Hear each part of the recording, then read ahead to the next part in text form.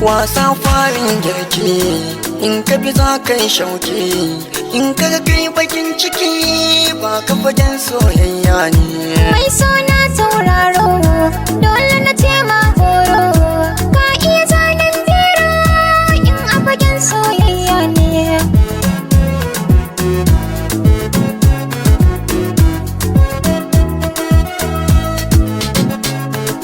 Ina ɗauko wani aiki zan ya kan soyayya dai na kauce sai ta ni na kan hanya so in ya zam ciwo kauna ya zai kaya mutane mu bar jayayya kan lamarin soyayya ko nema da muke yi duk sanadin soyayya ne.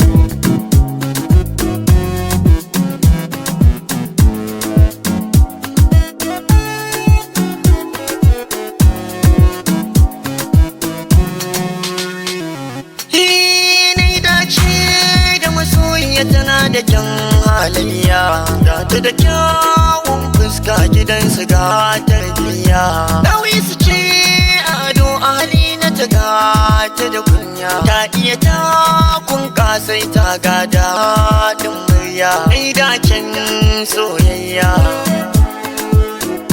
na barki zanen jinya wurina mai aure da ni da ke mai kunya.